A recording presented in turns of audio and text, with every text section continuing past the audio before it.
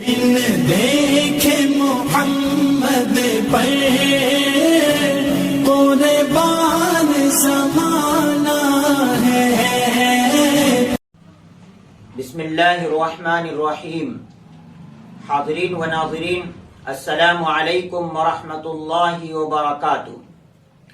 رمضان المبارک کا آخری عشرہ شروع ہو چکا ہے۔ الحمدللہ اس کی 2 طاق راتیں بھی گزر چکی ہیں۔ اس پیغام کے ذریعے سے ہم اس موقع پر یہ جاننا چاہتے ہیں کہ رسول اللہ صلی اللہ علیہ وسلم کی زندگی میں جب آخری عشرہ آیا کرتا تھا رمضان المبارک کا، تو حضرت عائشہ رضی اللہ تعالیٰ عنہ فرماتی ہیں کہ اللہ کے نبی حضرت محمد صلی اللہ علیہ وسلم اس آخری عشرے میں عبادتوں کے کرنے میں بہت مجاہدہ کرتے تھے، بہت مشقت اٹھاتے تھے۔ حضرت عائشہ رضی اللہ تعالیٰ عنہ فرماتی ہیں کہ میں عبادتوں کے کرنے میں، توبہ و استغفار کرنے میں، اللہ کا ذکر و تلاوت کرنے میں جتنی مشقت اٹھانے میں حضور اکرم صلی اللہ علیہ وسلم کو ان دنوں میں دیکھتی تھی اور کسی دنوں میں نہیں دیکھتی تھی۔ اسی طریقے سے روایت میں آتا ہے کہ حضرت عائشہ رضی اللہ تعالیٰ عنہ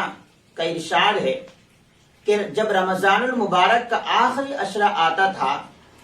تو اللہ کے نبی حضرت محمد صلی اللہ علیہ وسلم اپنی کمر کس لیتے تھے۔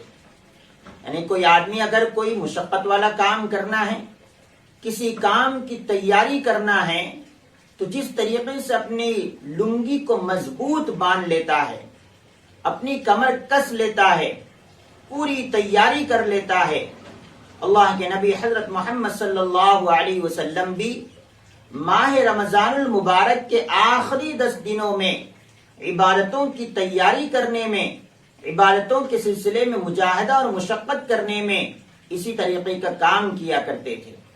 یہی نہیں بلکہ حضرت عائشہ رضی اللہ تعالیٰ فرماتی ہیں کہ جب آخری عشرے کی راتیں آیا کرتی تھی تو حضرت محمد صلی اللہ علیہ وسلم اپنے گھر والوں کو، اپنے متعلقین کو جگایا کرتے تھے اور یوں کہا کرتے تھے کہ جاگو اور عبادت کرو، یہ بڑی مقدس راتیں ہیں، اور ان راتوں میں جاگ کر اور عبادتیں کر کر اللہ کو پانے کی راتیں ہیں۔ یہ مقصد ہوتا تھا اللہ کے نبی علیہ الصلاۃ والسلام کا خود کی عبادت کرنے میں اور اپنے گھر والوں کو جگانے میں۔ دوستو، آخری عشرے کے اندر جاگنا اور آخری عشرے کے اندر عبادتوں کے کرنے کی جو وجہ ہے وہ شب قدر کا مل جانا ہے۔ شب قدر جس کی فضیلتیں آپ کے سامنے بیان کی جائیں گی، لیکن سب سے پہلے ہم یہاں یہ بیان کرتے ہیں کہ اللہ تعالیٰ نے اس امت کو شب قدر کیوں عطا فرمائی۔ حضور اکرم صلی اللہ علیہ وسلم نے ایک مرتبہ صحابہ کے سامنے ایک ایسے انسان جو 1000 مہینے جو عبادت کرتا رہا، جس کا نام شمعون یا سمعون جو احادیث کے اندر بتایا جاتا ہے،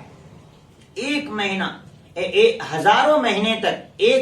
مہینے تک وہ روزے بھی رکھتا تھا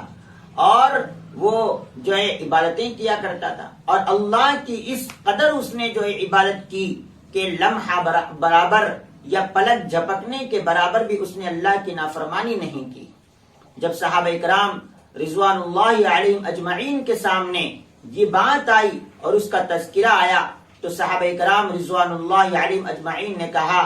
کہ جب وہ 1000 مہینے لگاتار پورے اخلاص کے ساتھ اور پورے انہماک کے ساتھ عبادت اس نے کیا تو یا رسول اللہ صلی اللہ علیہ وسلم، ہماری چھوٹی سی عمریں ہیں، ہم اس میں کیا کر سکتے ہیں؟ ہم اس کا مقابلہ کیسے کر سکتے ہیں؟ ہم اس کے مقام اور مرتبے تک کیسے پہنچ سکتے ہیں؟ جب یہ بات حضور اکرم صلی اللہ علیہ وسلم کے سامنے آئی تو حضور اکرم صلی اللہ علیہ وسلم بھی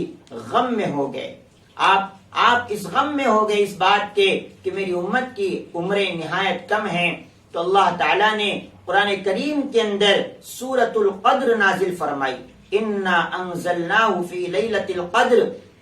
اس میں بتایا کہ کہ اے اللہ کے نبی صلی اللہ علیہ وسلم اور اے امت محمدیہ صلی اللہ علیہ وسلم،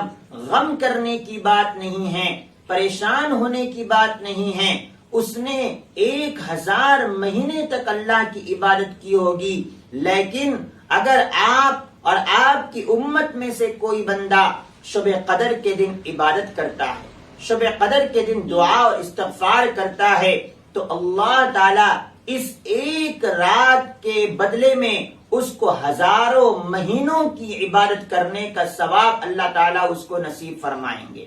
تو یہ بہت ساری احادیث کے اندر پرانے زمانے کے بڑی عمروں کے لوگوں کے جب تذکرے آئے اور اللہ کے نبی حضرت محمد صلی اللہ علیہ وسلم غم میں ہو گئے، تو اللہ تعالیٰ نے اس امت کو پرانے زمانے کے عابدوں اور اس زمانے کے عبادت گزاروں کی عبادتوں کے مقابلے کے لیے اور یہ رات اللہ تعالیٰ نے ہم کو عطا فرمائی ہے۔ یہی وجہ ہے شب قدر کے عطا کیے جانے کی۔ اس لیے دوستو، ہماری عمریں کم ہیں اور ہم کب اس دنیا سے چلے جائیں گے پتہ نہیں ہے، لیکن جب یہ رمضان المبارک آیا ہے اور اس کی یہ مقدس راتیں طاق راتوں میں سے کسی ایک دن ہوا کرتی ہیں، تو ہم اہتمام کریں ان طاق راتوں میں عبادتوں کے کرنے کا، ذکر و اذکار کرنے کا اور تلاوت کرنے کا۔ اللہ سے دعا ہے کہ اللہ تعالی ہم سب کو اس پر عمل کی توفیق نصیب فرمائے۔ وآخر دعوانا ان الحمد للہ رب العالمین۔